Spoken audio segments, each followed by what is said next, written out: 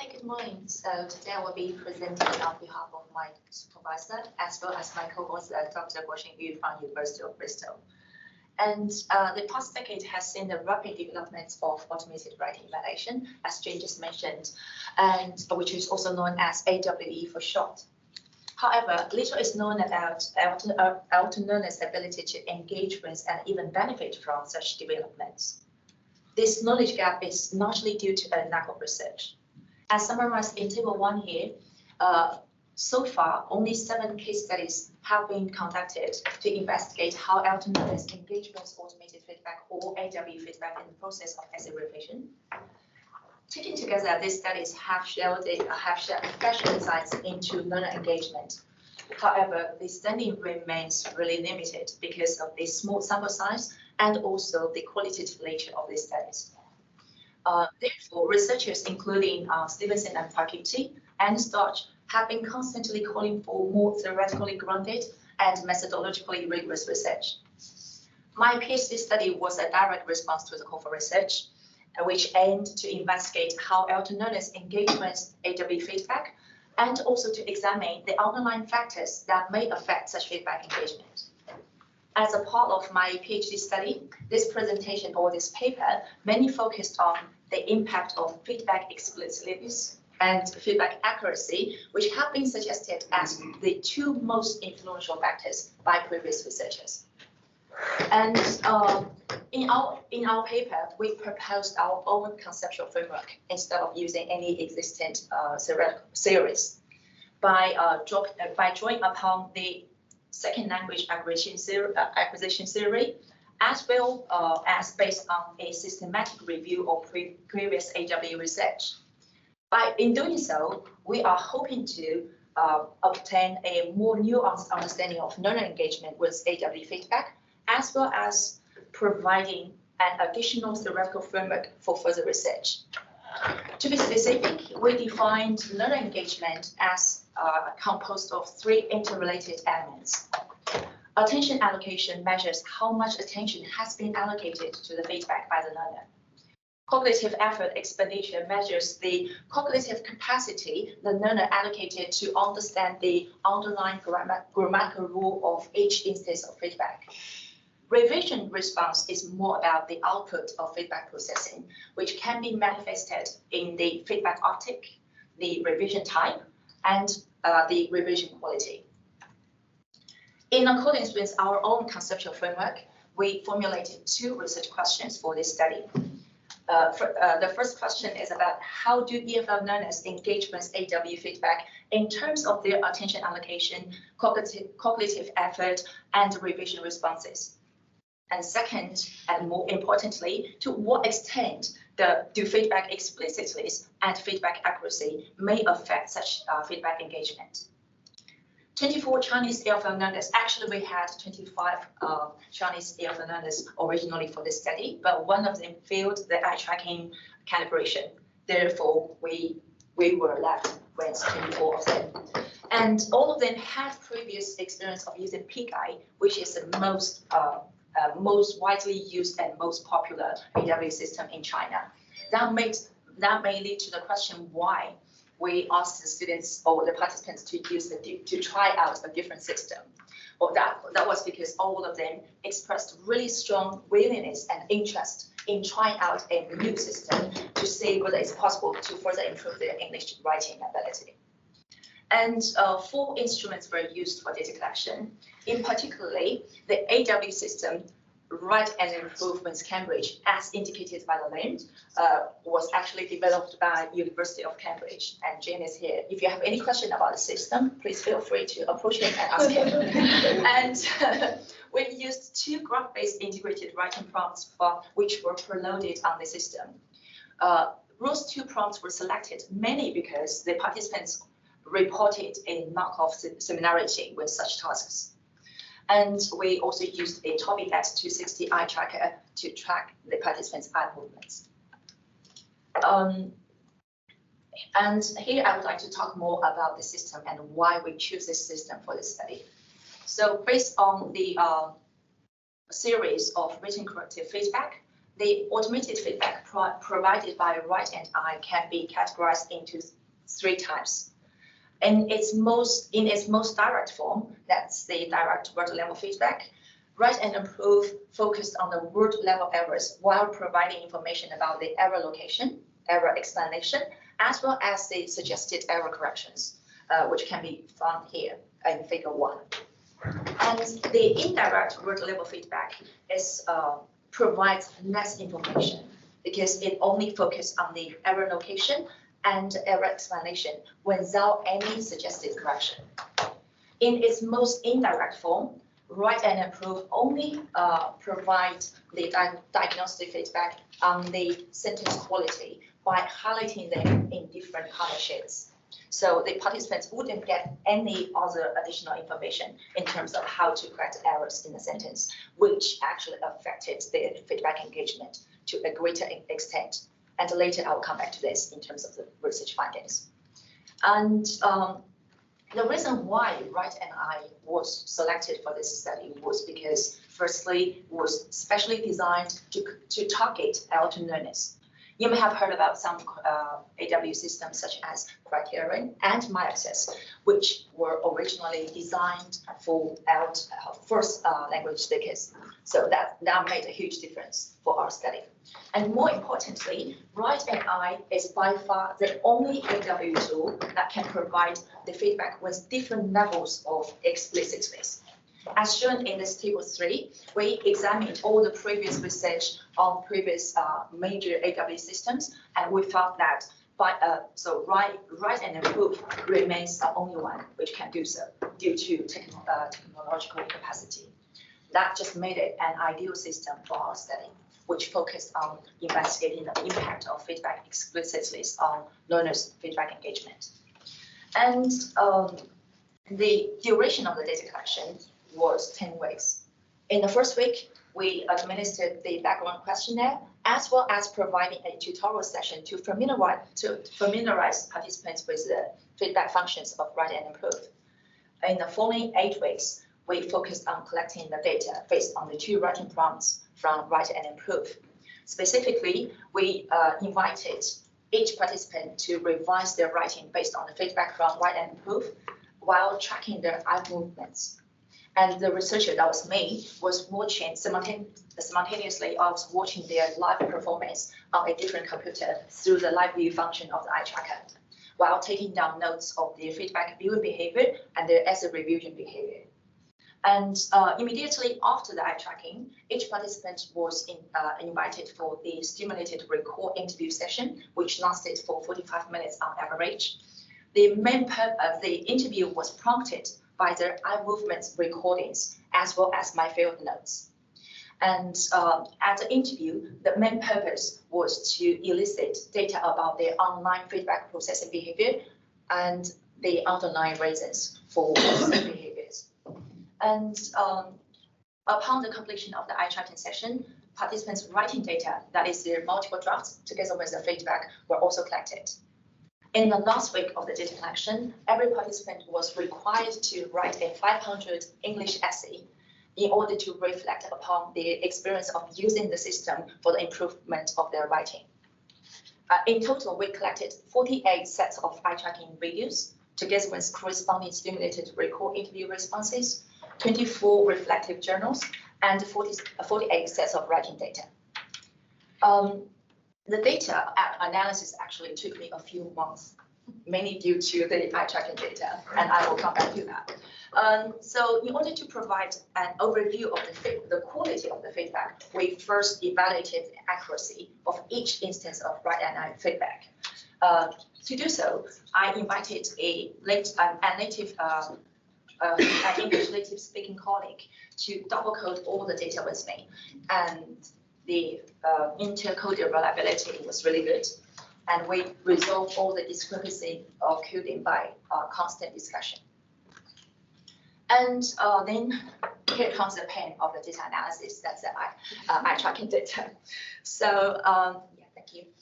The eye tracking data was manually annotated and coded in Weibo 12 in order to extract the data about their total fixation duration and their revision processes.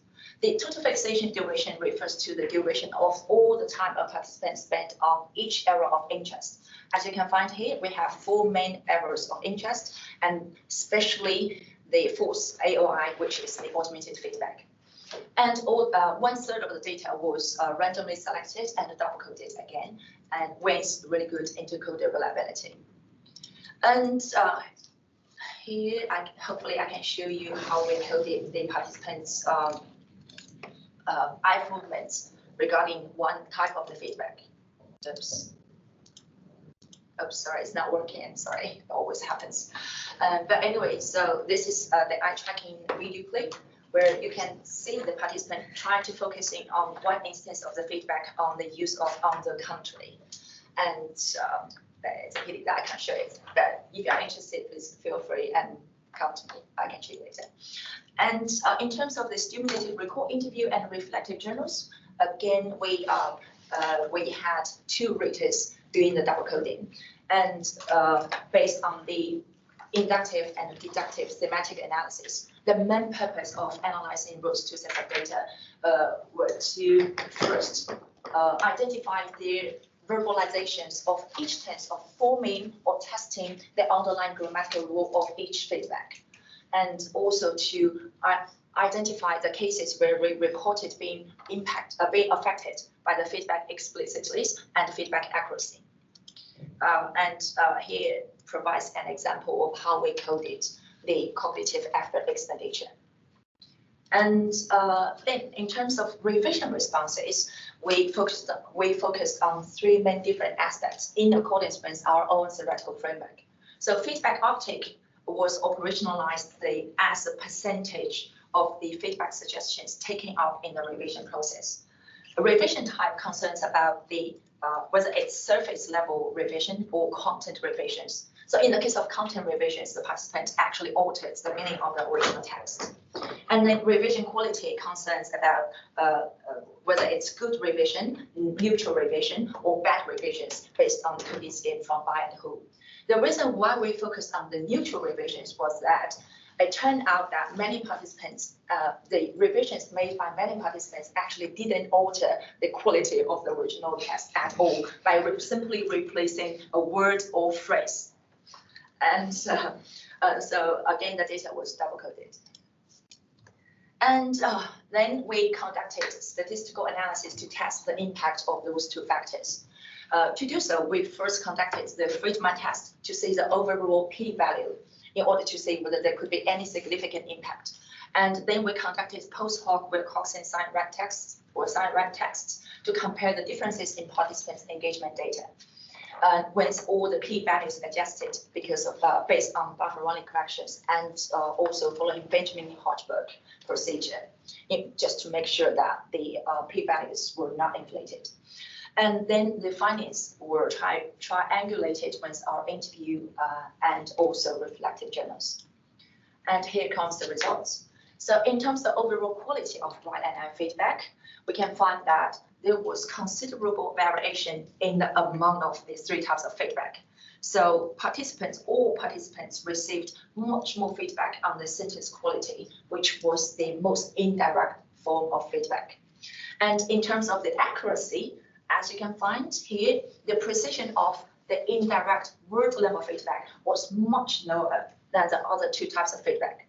The reason was that this IWF feedback mainly focused on the use of word choices, which has been found to be a thorny issue for any AW systems at this stage.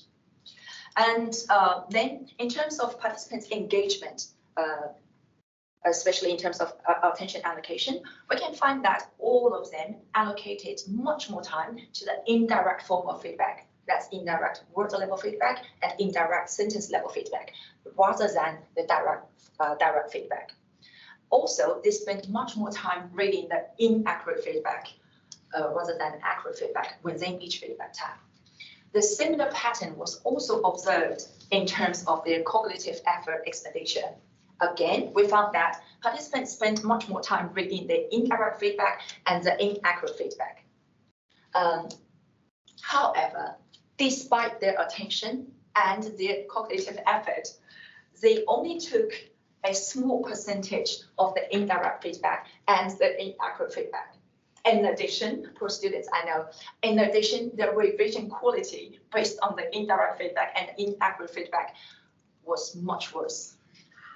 Yeah, and also interestingly, we found that the indirect and inaccurate feedback prompted much more content revision somehow.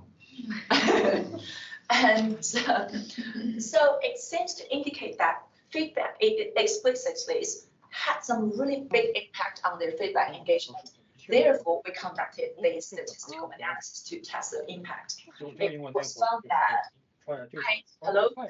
It has been found that feedback explicitly has significant impact on all three aspects of their feedback engagement with notch effects. And this finding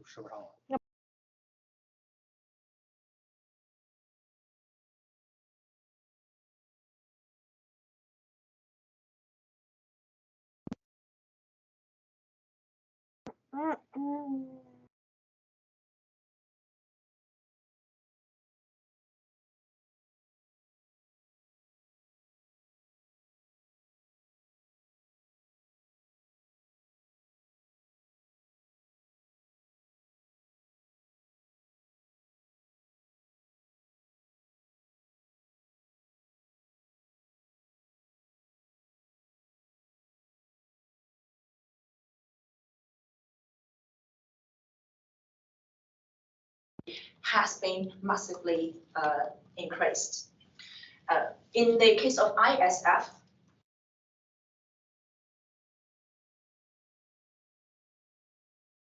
that they were cognitively and emotionally overwhelmed time and time again. However, all of them expressed the strong preference for this type of feedback. Guess why? Because they see the potential of this type of feedback to promote their self-editing, independent revision skills in the future. And this can be validated by one of the typical responses we got from the participant here in a reflective journal. I'd like to give you a few seconds to read it.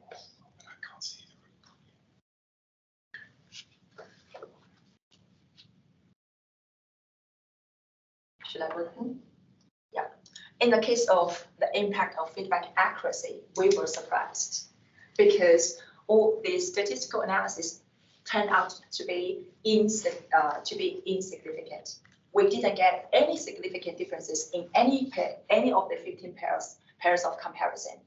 However, we were suspecting that whether this has anything to do with our relatively small sample size, and also the small amount of feedback provided by right-hand eye, as you can find here. And this assumption was corroborated by the qualitative findings. So in the interview and in the reflective journals, all participants reported initiating more extensive engagement with inaccurate feedback. And in the worst case scenario, the inaccurate feedback actually caused them to make inaccurate amendments to their original writing. Let me give you one example. All participants except for 2 revised their correct use of according to just because of the inaccurate feedback. When I asked them why to do that, and most of the time the participant just said, I simply replaced it because I don't want it to be highlighted by the system, but I don't know why it was wrong. And so it seems that feedback explicitly have been a really influential factor affecting our participants' ability to engage with the feedback, which has also been found by previous research as well. And feedback accuracy may significantly affect the autonomous ability to correct errors because the inaccurate feedback may pose more challenges for feedback processing. Based on our findings, we would like to make a few suggestions, both for AWE developers and for Jane and for Tony here, and also for teachers. So for the AWE developers, we would like to suggest that they should work harder to improve the accuracy of their feedback. And also, they should try to provide developmentally appropriate feedback. What do we mean by that? In order to provide the appropriate feedback for with alternatives. First, the AWE developer should keep a sensitive balance in the amount and type of direct and indirect feedback. Second, we should allow learners to decide how much, at which level of explicitness, and in what sequence they should be presented with the feedback.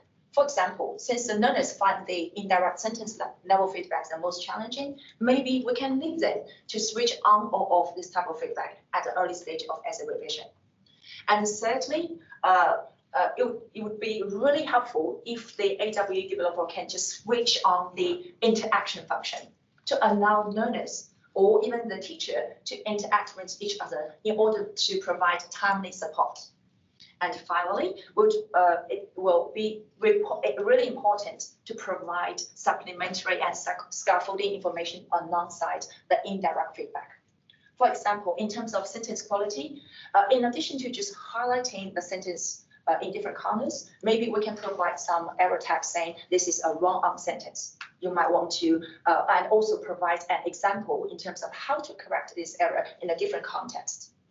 And then in that case, the learner may learn the underlying grammatical rule in that case. And teachers, it's really important that we shouldn't leave the learners to the system itself. Instead, at the beginning stage, we should help them confirm the accuracy of the feedback. Here, I'm talking about all the current AWE systems. The first step for us is to confirm the accuracy with the students.